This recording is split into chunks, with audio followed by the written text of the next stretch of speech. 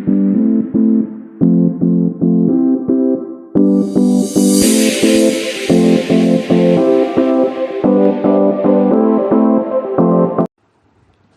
दोस्तों, मेरा नाम वैभव भारद्वाज है और मैं council for paranormal and spiritual research के यूट्यूब चैनल पे आपका स्वागत करता हूँ। देखिए दोस्तों, आज मैं एक बहुत ही महत्वपूर्ण तर्क जो है एक महत्वपूर्ण मुद्दा आप लोगों के सामने लेके आया हूँ। आशा करता हूँ कि आपको ये मुद्दा काफ़ी अच्छा लगेगा और आपको काफ़ी कुछ इससे ज्ञान प्राप्त होगा। देखिए दोस्तों, आज का जो हमारा टॉपिक है वो क्या मृत्यु के बाद जीवन है, इसके बारे में आज का हमारा टॉपिक रहेगा। इसके बारे में मैं अपने जो व्यू है वो आप लोगों के सामने शेयर करूँगा। आशा करता हूँ कि आप लोग को मेरा जो व्यू है वो पसंद आए। देखिए दोस्तों, जो ये टॉपिक है ये बहुत ही महत्वपूर्ण टॉपिक है और आज से नहीं काफ़ी समय से इसके ऊपर रिसर्च भी चल रही है, अनुसंधान भी चल रहे हैं, लेकिन आज तक किसी भी तरीके से कुछ भी पूरी तरीके से प्रमाणित नहीं हो पाया। देखिए दोस्तों, मैं आपको एक बात बताता हूँ। आज से हजारों वर्ष पहले जो हमारे देश के ऋषि मुनि होते थे या तपस्वी वगैरह होते थे, उन्होंने आत्मज्ञान को तो प्राप्त कर लिया था, ठीक है।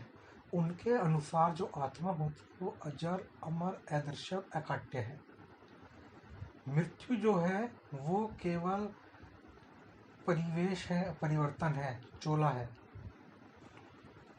अर्थात मृत्यु के बाद जीवन का जो अस्तित्व है वो हजारों सालों पहले ही हमारे ऋषि मुनि, महर्षि, तपस्वीगण इस बात को मान चुके हैं।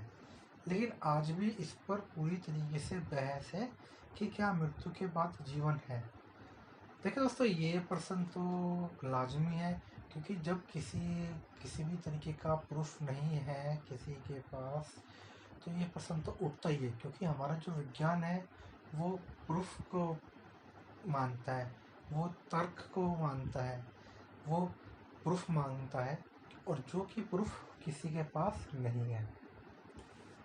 बाकी देखिए दोस्तों, इसके अलावा मैं ये सवाल उठना स्वाभाविक ही है कि मृत्यु के बाद जो जीवन है वो क्या है, वो कैसे होता है, क्या चीज़ है, ये तो सवाल उठना लाजमी है। देखिए दोस्तों, मृत्यु अनिवार्य है, चाहे इसमें जीव सजीव हो, निर्जीव हो, जीव जंतु हो, मनुष्य हो या कोई भी हो, सबकी मृत्यु अनिवार्य है। आप देख सकते हो, जो कछुआ है वो सैकड़ों साल तक जीता है, सर्प है वो भी काफी सालों तक जीता है। इसी तरीके से पेड़ पौधे भी अपने अपने वैरायटी के अनुसार उनका भी अपना जीवन है। तो सब चीज़ों का एक निर्धारित समय होता है कि जब तक उसका भोग होता है तब तक वो उस भोग को भोगने के लिए जीता है। कुछ लोगों का जो जीवन होता है वो 2-4 क्षणों के लिए, जैसे आप देखते होंगे कि अकाल मृत्यु हो जाती है, कोई रोड एक्सीडेंट से मर गया या फिर किसी ने सुसाइड कर लिया, किसी तरीके की बीमारी की वजह से जल्दी चला गया। इस तरह की चीज़ें जो होती हैं वो उन लोगों के साथ, जिनका जो जन्म होता है वो 2-4 क्षणों के लिए होता है। सबका एक अपना देखिए दोस्तों निश्चित समय होता है, परंतु मृत्यु सबकी अनिवार्य है। जैसे कि आप जानते हो कि हिमालय पर्वत है, करोड़ों वर्षों से खड़ा है। प्रयागराज का जो अक्षयवट है उसका भी उद्गम पृथ्वी के समय से मानते हैं, और उसकी आयु, इन सब की आयु का आज तक किसी को पता भी नहीं है। देखिए दोस्तों, ये चर्चा तो काफ़ी समय से चली हुई आ रही है, परंतु जो हमारे ऋषि मुनि है, जो हमारे महर्षि हैं, उनके अनुसार जो मानते हैं वो ये बात तो मानते हैं कि मृत्यु के बाद जीवन है। देखिए दोस्तों, आत्मा अजर, अमर और अकाट्य है। अब शरीर छोड़कर कहाँ जाती है, क्या होता है, इस तो आदमी तो कोई भी नहीं जानता, लेकिन हमारे जो वैज्ञानिक हैं वो भी इसके पीछे काफ़ी गहन छानबीन कर चुके हैं, लेकिन इसका उत्तर आज तक भी उनको नहीं प्राप्त हुआ। आत्मा क्या है, कैसी है, इसके बारे में भी किसी को कुछ नहीं पता। गीता में जिस प्रकार का वर्णन किया गया है, बस हमारे मस्तिष्क में, हमारे दिमागों में उसी प्रकार की छवि इसकी बनी हुई है। देखिए दोस्तों, पुनर्जन्म का जो प्रमाण है वो तो सैकड़ों है, इसमें कोई भी राय नहीं है। सैकड़ों प्रमाण है पुनर्जन्म के, जिनके जिनको सुन के आप अचंभित हो जाओगे। और जब इस तरह की घटना आती है तो हमारे काफ़ी सारे जो मनोवैज्ञानिक है उस पर अनुसंधान भी करते हैं, उन पर रिसर्च भी करते हैं और फिर उस चीज़ को प्रमाणित करते हैं। देखिए दोस्तों, तिब्बती लामा जो होते हैं वो तो अपने अस्तित्व से पुनर्जन्म को मानते हैं। इसके बारे में भी काफ़ी बड़ी कहानी है तिब्बती लामा के बारे में, तो फिर कभी उसके बारे में मैं आपसे जिक्र करूँगा, फिर कभी मैं आपको इसके बारे में बताऊँगा, क्योंकि उनका एक अपना खुद का सिद्धांत है वो, जिसके अनुसार वो कार्य को करते हैं। अब रही बात ये कि अगर पुनर्जन्म है तो अवश्य मृत्यु के बाद फिर जीवन है। अगर पुनर्जन्म है तो मृत्यु के बाद फिर अवश्य ही जीवन है, क्योंकि आत्मा जो होती है वो पुराने शरीर को छोड़कर नए शरीर को धारण करती है। अब प्रश्न ये उठता है कि मृत्यु के बाद और पुनर्जन्म के लेने से बीच का जो समय है वो क्या है, वो कैसा है। अब सवाल तो ये भी आता है सामने। अब इसके बारे में भी काफ़ी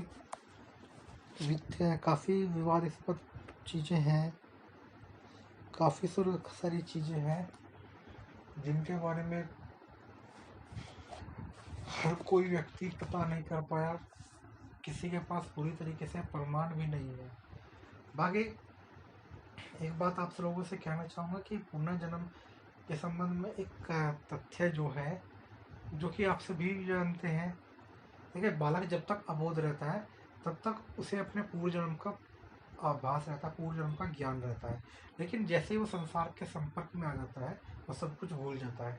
आपने एक चीज़ नोटिस की होगी कि जो छोटा बच्चा होता है वो कभी हंसने लग जाता है, कभी रोने लग जाता है, ठीक है, कभी वो चिड़चिड़ा हो जाता है, जैसा भी होता है, लेकिन जब तक माँ का दूध पीता है तब तक आप उसके चेहरे में इस तरह के परिवर्तन देख सकते हैं। उसके मासूम चेहरे पर एक के बाद एक प्रकार से हाव भाव आते रहते हैं। कभी वो चौंकता है, कभी वो घबराता भी है, कभी वो रोता भी है, कभी वो हंसता भी है। देखिए, सब ये कुदरत और प्रकृति का देन है ये सब। बाकी आपने एक चीज़ देखी होगी कि जब वो बच्चा अन्न और जल ग्रहण करने लगता है तो उसके ये सारे भाव ऑटोमेटिक लुप्त हो जाते हैं। वो सपना जरूर देखता है लेकिन उसके चेहरे पे इस तरह के हाव भाव नहीं होते। देखिए दोस्तों, मेरा जो मानना है कि वह अपने पुनर्जन्म के दुख सुख का स्मरण करके, उनको याद करके वो हंसता रोता है। उसके चेहरे पे जो भाव आते हैं वो सब उसको उसके पूर्व जन्म के दुख और सुख का स्मरण करके आते हैं। और जैसे वो संसारिक संपर्क में आ जाता है पूरी तरीके से, तो उसकी जो पूर्व जन्म की जो भी स्मृतियाँ हैं वो सब खत्म हो जाती है, वो उससे मुक्त हो जाता है। सिर्फ कुछ करोड़ों लाखों लोगों में से कुछ ही लोग होते हैं जो इस तरह की स्मृति को याद कर पाते हैं या याद रख पाते हैं। देखिए दोस्तों, आत्मा का अपना अस्तित्व है, वह अपना शरीर बदलती रहती है, ये आप सभी जानते हैं। इसके बारे में गीता में भी कहा गया है। जब गीता में जब महाभारत में अर्जुन को श्री कृष्ण जी द्वारा गीता के उपदेश दिए गए थे, उसमें काफ़ी सारी कुछ चीज़ें बताई गई थी। एक श्लोक था, वो मैं आपको उसका खुद ही हिंदी रूपांतर बता देता हूँ। कृष्ण जी ने अर्जुन से कहा था कि हे अर्जुन, जिस तरह इंसान नए वस्त्र बदलकर पुराने वस्त्र बदलकर नए वस्त्र धारण करता है, उसी प्रकार आत्मा भी पुराना शरीर त्याग कर नया शरीर धारण करते हैं। अर्थात इससे ये बात तो फैक्ट होती है कि जब आत्मा पुनः शरीर धारण करती है तो मृत्यु के बाद जीवन है। और इसके बारे में एक क्वेश्चन भी है। अर्जुन ने जब भगवान श्री कृष्ण से प्रश्न किया था कि प्रभु, आपका जन्म तो अभी हुआ है और सूर्य का जन्म बहुत दिनों पहले से हुआ है, तो मैं किस प्रकार मानूं कि सूर्य को आप वह योग आपने कि सूर्यदेव को आप वह योग आपने ही बतलाया था। तो इस पे कृष्ण जी बोलते हैं, हे पार्थ, मेरे और तुम्हारे अनेक जन्म हो चुके हैं, मुझे वह सब याद है, परंतु तुम भूल चुके हो। मैं अजन्मा, अविनाशी, संपूर्ण प्राणियों का स्वामी और अपनी प्रकृति में से स्थित हूँ तथा अपनी माया से जन्मता हूँ। जो मेरे इस अलौकिक रूप और जन्म और कर्म का तत्व जानता है, वह मृत्यु होने के पश्चात फिर जन्म नहीं लेता और मुझ में ही लीन हो जाता है। देखिए दोस्तों, गीता में भी काफ़ी सारी चीज़ें बतलाई गई हैं इस तरह की। तो देखिए, मेरे हिसाब से तो मृत्यु के बाद जीवन है। अब इसमें मैं आप लोगों की राय जानना चाहता हूँ कि आप लोगों की क्या राय है। तो दोस्तों, आपसे निवेदन है कि आप कमेंट बॉक्स में कमेंट करके ज़रूर हमें बताइएगा और अपने व्यूज़ दीजिएगा। और अगर आपको लगे कि मेरे द्वारा बताई गई कोई भी जानकारी गलत है तो कृपया करके उसको भी आप मेरे को बताइएगा। तो दोस्तों, अब मैं नए टॉपिक के साथ मिलता हूँ आपसे नेक्स्ट वीडियो के माध्यम से। तब तक के लिए आपको मेरा प्रणाम।